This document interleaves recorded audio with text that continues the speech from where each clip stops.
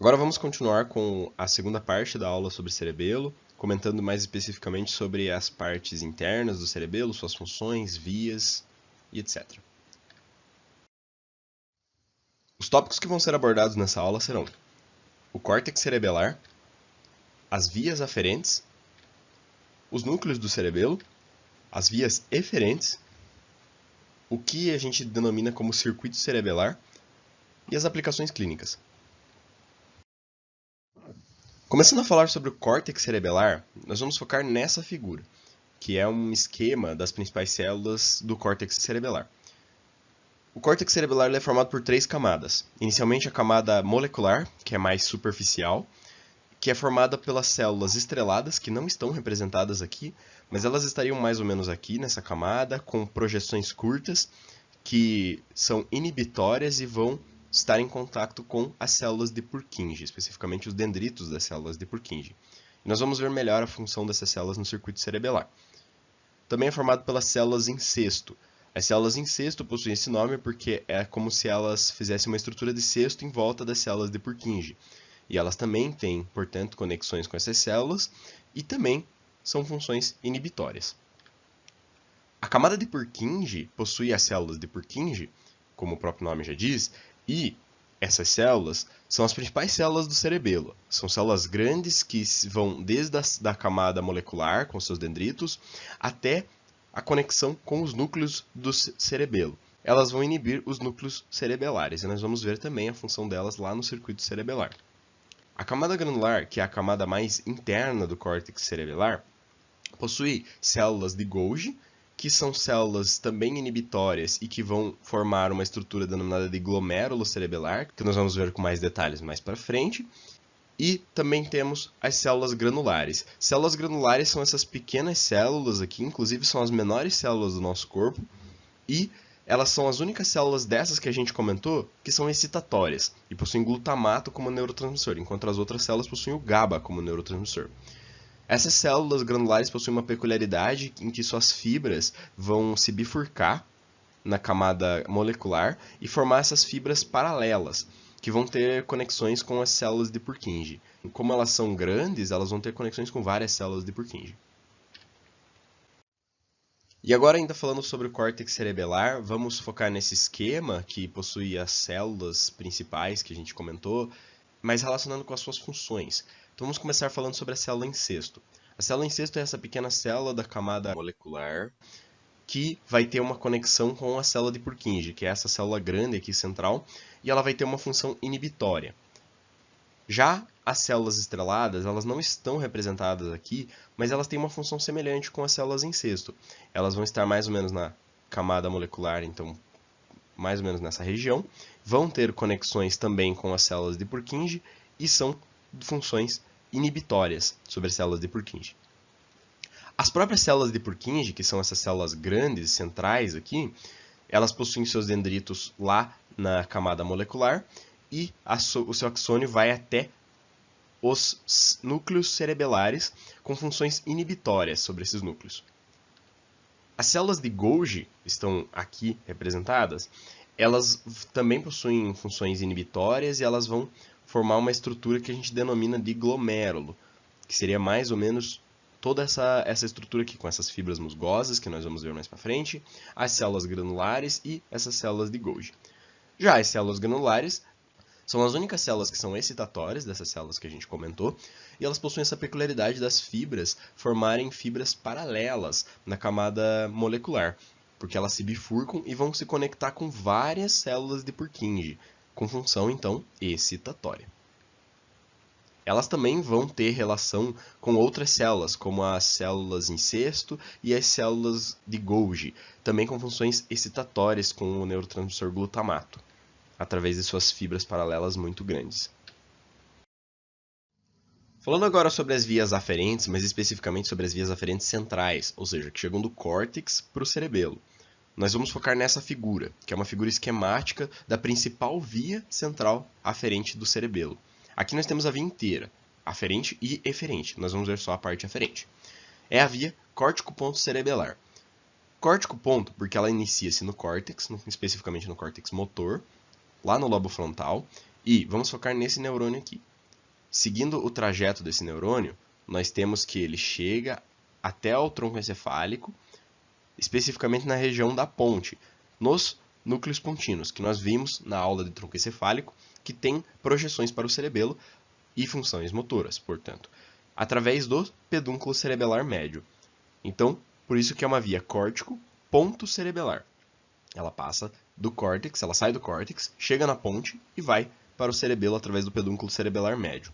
Chegando no cerebelo, a gente vai ter o circuito cerebelar, que nós vamos ver mais para frente, mas vai ter a conexão principalmente com as células de Purkinje, que vão então inibir esses núcleos cerebelares e assim já fazendo a sua função eferente, mas nós vamos ver isso mais para frente.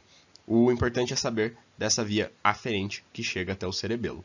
Essa é a principal via. Nós temos outras vias que eu vou apenas citar, que é a via do trato olivo-cerebelar, que chega, obviamente, do complexo olivar para o cerebelo, através de fibras denominadas trepadeiras, e tem função com a manutenção da postura, por exemplo. Fibras vestíbulo-cerebelares, que tem função de manutenção do equilíbrio, que chega e tem contato lá com o núcleo fastigial do cerebelo, e fibras retículo-cerebelares, que chegam lá da formação reticular para o cerebelo e tem função também com a manutenção do equilíbrio e da postura. É importante mencionar que existe uma somatotopia na aferência das vias centrais para o cerebelo. Enquanto as informações referentes ao tronco vão para a região do vermes, as informações referentes aos membros apendiculares vão para os hemisférios cerebelares. Falando das vias aferentes periféricas, sabemos que se as vias são periféricas, nós temos que essas vias vêm da medula para o cerebelo. Vamos primeiro comentar sobre as fibras que chegam até o cerebelo. Então, nessa figura, nós vamos poder ver essas células com essas fibras com mais detalhes. Vamos ter primeiro as fibras trepadeiras. As fibras trepadeiras, elas chegam especificamente do complexo olivar inferior. E vão ter esse nome porque elas vão se conectar ao redor das dendritos das células de Purkinje e ter uma função excitatória sobre essas células. Já as fibras musgosas são todas aquelas outras fibras que chegam até o cerebelo, mas que não são do complexo olivar inferior. E elas vão chegar e formar essa estrutura em formato de rosete, que vai, conjuntamente com as células granulares, que está aqui representada, e com as células de Golgi, que está aqui representada, formar toda essa grande estrutura complexa denominada de glomérulo cerebelar. A fibra musgosa ela também é excitatória, então eu vou colocar aqui um mais ao lado dela, juntamente com as trepadeiras. E temos também as fibras monoaminérgicas. As fibras monoaminérgicas não estão representadas aqui, mas elas iriam chegar ou do núcleo da RAF, lá do tronco encefálico, da porção medial do tronco encefálico, com fibras serotoninérgicas e, portanto, inibitórias aqui no cerebelo, ou chegariam do locus ceruleus, com o neurotransmissor norepinefrina, também com funções inibitórias aqui para o cerebelo. Falando agora das vias aferentes propriamente ditas, afinal nós vimos as fibras que chegam com informações aferentes para o cerebelo, mas nós não tínhamos visto as vias especificamente. Então nós vamos focar principalmente na via do trato espinocerebelar, com os tratos espinocerebelares, que é a principal via aferente periférica do cerebelo. Nós já vimos esses tratos lá na aula de medula espinhal, vendo que eles possuem funções de carregar informações proprioceptivas inconsciente. Nós temos aqui que na formação desses tratos, eles ascendem principalmente homolaterais, da onde vem o estímulo, de diversos níveis da medula, e terminam no cerebelo homolateral. Mas algumas fibras decussam e formam o trato espinocerebelar anterior contralateral, uma parte desse trato espinocerebelar anterior contralateral, que vai sofrer uma dupla decussação lá na parte mais ascendente dos pedúnculos cerebelares e vai terminar também no cerebelo homolateral de onde veio o estímulo. Outras vias aferentes periféricas são as vias cúneo-cerebelares, que possuem informações do núcleo cuneiforme para o cerebelo, que trazem aquelas informações do funículo posterior da medula. E também temos a via vestíbulo-cerebelar, com funções de equilíbrio dos núcleos vestibulares para o cerebelo, a fim de manter o equilíbrio na via vestibular. Falando agora dos núcleos do cerebelo, nós temos 3 núcleos do cerebelo que nós podemos ver aqui nessa figura. O núcleo fastigial, que está localizado mais medialmente no cerebelo, são esses 2 pequenos núcleos aqui, sempre pareados, afinal temos um núcleo para cada lado do cerebelo. O núcleo interpósito, ele é dividido em núcleo globoso e núcleo emboliforme, que estão localizados numa posição mais intermédia do cerebelo. E o núcleo denteado. O núcleo denteado ele é mais lateral e ele tem esse formato peculiar, que parece com o complexo olivar inferior lá do bulbo do tronco encefálico. Nessa outra figura a gente pode ver aqui os núcleos fastigial, o núcleo interpósito, em globoso e eboliforme, e o núcleo denteado. As funções desses núcleos são: o núcleo fastigial ele vai ter uma função com o equilíbrio, com a via vestibular. O núcleo globoso e o núcleo emboliforme vão ter mais funções com a medula espinhal e, portanto, vão ter relações com o hemisfério intermédio, com o paleocerebelo. Se você se lembrar lá da aula de cerebelo 1, o núcleo fastigial vai ter funções com o arquicerebelo. E o núcleo denteado vai ter funções do neocerebelo, com informações mais corticais. Tem a ver mais com motricidade fina, como, por exemplo, para a gente poder digitar ou escrever. Falando então das vias eferentes, nós temos que, do vermes, as informações chegam e vão para o núcleo fastigial. Ou seja, o vermes tem essa função mais de equilíbrio, uma função mais simples de manutenção desse tônus do equilíbrio, que vai ter contato com o núcleo fastigial, e isso vai para o tronco encefálico, especificamente para núcleos vestibulares e núcleos reticulares lá no tronco encefálico. O hemisfério intermédio do cerebelo, ele vai ter uma conexão então com o núcleo interpósito, que vai ter uma função de se conectar com o núcleo rubro e com o tálamo, com funções de manutenção do tônus e da postura, para, por exemplo, um movimento de caminhada, um movimento de marcha, que são movimentos mais simples de serem executados. Enquanto isso, no hemisfério lateral, nós temos as funções do neocerebelo, que são funções mais complexas, que têm conexão com o núcleo denteado, e do núcleo denteado essas fibras vão para o tálamo e para o córtex cerebral, com funções de motricidade fina dos membros distais, como por exemplo dos dedos, e ter aquela precisão de movimentação dos dedos. Vamos comentar agora sobre o circuito cerebelar. O circuito cerebelar a gente vai ver ele nessa figura e basicamente ele é um resumo de tudo aquilo que a gente comentou sobre as funções aferentes, eferentes do cerebelo, que vão chegar e sair com a sua função principal, e relacionando isso com quais células têm quais funções. Então os impulsos nervosos eles vão chegar pelas fibras, lembrando que se chega pelas fibras trepadeiras, essa informação veio do complexo olivar inferior, e se chega das fibras musgosas, é a maior parte das informações que chegam ao cerebelo. Pode chegar também através das fibras monoaminérgicas, que podem ser do núcleo da RAF ou do locus coeruleus. Essas informações vão chegar no cerebelo, especificamente aqui eu vou falar das fibras musgosas. Essas fibras musgosas vão diretamente ativar os núcleos centrais do cerebelo, ou seja, vão ativar o núcleo fastigial, o núcleo interpósito e o núcleo denteado, e então vão sair as aferências do cerebelo. Com isso, a principal função do cerebelo já foi executada.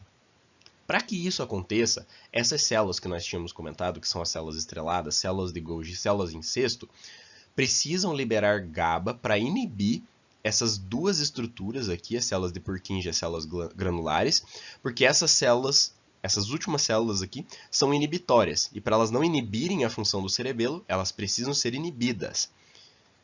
Ok, depois que esses núcleos centrais são ativados, o que a gente vai ter é que as células granulares vão ser ativadas, lembrando que as células granulares são excitatórias e vão estimular as células de Purkinje. As células de Purkinje são inibitórias e vão inibir os núcleos centrais, certo? Assim vai fazer uma retroalimentação negativa e a função do cerebelo acaba por aqui. Senão, esses núcleos centrais do cerebelo iriam ser ativados indefinidamente. Então é basicamente esse o circuito do cerebelo. Chegam os impulsos nervosos, a função é rapidamente feita através da ativação dos núcleos centrais, lembrando que temos que ter essa inibição por essas células aqui, e depois essas células inibitórias dos núcleos centrais vão atuar, fazendo essa retroalimentação negativa. Vamos finalizar então com as aplicações clínicas do cerebelo. As aplicações clínicas do cerebelo não vão ser uma doença em específico, mas sim os sintomas que nós podemos ver com lesões do cerebelo. Então, se nós tivermos uma lesão cerebelar, seja por um AVC, seja por um trauma, o que nós vamos ter é uma ataxia. Nós podemos encontrar esses sintomas nos pacientes, não necessariamente vamos encontrar todos, mas vamos encontrar algum deles. Ataxia é um sintoma que se caracteriza por uma incoordenação motora em que o paciente parece que ele está embriagado. Ele não consegue ter coordenação sobre seus próprios músculos, sobre o tronco e sobre as pernas. Então o paciente tem grande dificuldade de caminhar, por exemplo. Teremos uma disartria. A disartria é caracterizada por uma dificuldade na fala, mas não é porque o paciente não consegue compreender a fala, e sim porque ele não consegue articular a fala, porque os músculos da fala do paciente não conseguem ter a coordenação. E assim, quando o paciente tenta falar alguma coisa, ele vai ter uma certa dificuldade. Nistagmo é um outro sintoma que se caracteriza por um movimento repetido para cima e para baixo dos olhos. No cerebelo, especificamente, esse nistagmo é vertical, ou seja, ele é para cima e para baixo. O nistagmo pode ser lateral, mas daí são lesões em outras estruturas, como por exemplo na via vestibular. E isso tem relação com um grupo chamado grupo Y de células, que tem conexões com os núcleos oculomotores, lá no tronco encefálico, com essas funções de movimentação dos olhos. E também nós vamos ter uma hipotonia. Afinal, se o cerebelo ele tem função de coordenação motora e de atividade motora, de regulação dessa atividade motora, o que vai acontecer é que os músculos vão ter uma redução no seu tônus e não vão conseguir exercer sua função adequadamente. E essas são os principais achados do cerebelo em uma lesão cerebelar. E assim, eu encerro a aula com uma grande quantidade de informações. Eu espero que você tenha conseguido acompanhar, eu espero que tenha sido útil, proveitoso. Muito obrigado pela sua atenção, muito obrigado por ter visto essa aula e nos vemos numa aula futura. Até mais!